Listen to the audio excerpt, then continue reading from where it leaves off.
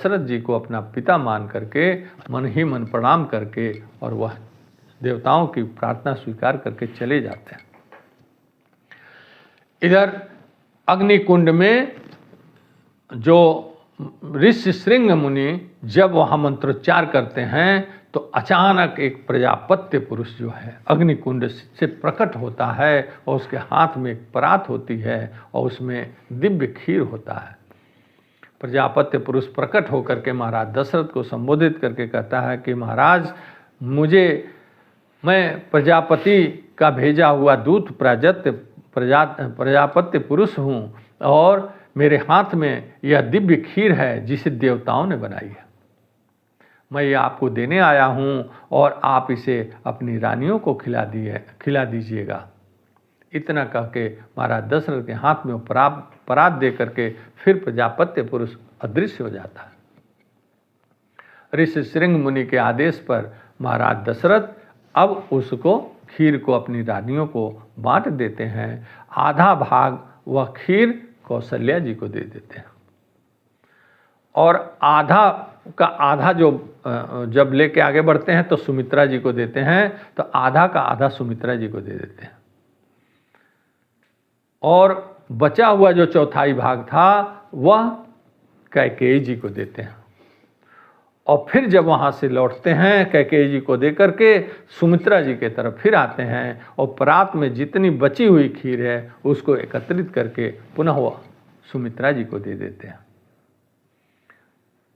इस प्रकार से यज्ञ संपन्न होता है और अपने राजमहल में वह लोग आ जाते हैं। राजमहल में ऋषि श्रृंग ऋषि को कुछ दिनों बाद शांता और ऋषि श्रृंग मुनि को दशरथ जी विदा करने कुछ दूर छोड़ने भी जाते हैं और 6 ऋतुएं यानी कि 12 मास बीतने के पश्चात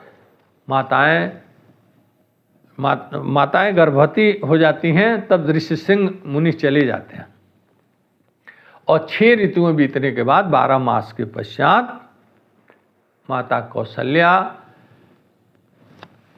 चैत्र मास के शुक्ल पक्ष में 9वीं तिथि को भगवान राम को जन्म देती हैं। 9वीं तिथि मधुमास पुनीता शुक्ल पक्ष हरिजीत अभिजीत हरिप्रीता। इस प्रकार से भगवान राम का जन्म होता है। वह पुनर्वसु नक्षत्र था और सूर्य, मंगल, बृहस्पति, शुक्र, शनि 5 ग्रह उच्च स्थान में थे। इस प्रकार से भगवान राम का जन्म। यह भी प्रसंग आता है कि भगवान राम जो है कौशल्या जी के सामने चतुर्भुज रूप में प्रकट हुए थे, लेकिन माता कौशल्या ने कहा कि प्रभु आप अपना यह स्वरूप मत दिखलाइए। अगर आपने मेरा पुत्र होने का संकल्प लिया है तो आपको बालक रूप में आना पड़ेगा और बालक रूप में आने के पश्चात रोते हुए आप मुझे अच्छे लगेंगे। इसलिए आप बालक स्वरूप पकड़ कर आप रोदन करिए, तब मैं समझूंगी कि आप मेरे पुत्र के रूप में जन्म लिया है। भगवान श्री राम बालक रूप में और बालक रूप में आ जाते हैं और रोदन प्रारंभ कर देते हैं। भय प्रकट कृपाला दीन दयाला कौशल्या हितकारी। इस प्रकार से भगवान राम का जन्म होता है। उसके बाद भरत जी का जन्म होता है पुष्य नक्षत्र में। उसके बाद से लक्ष्मण और शत्रुघ्न का जन्म होता है और अश्लेषा नक्षत्र में। इस प्रकार भगवान 4 अंश में जन्म लेते हैं और बधाइयाँ बजने लगती हैं।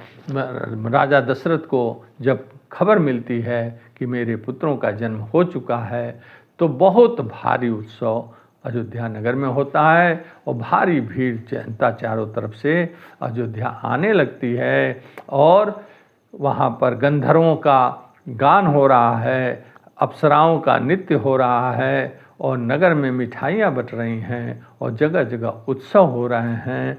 इस प्रकार से भगवान श्री राम का जन्म होता है और प्रेम से बोलो सियावर रामचंद्र की जय।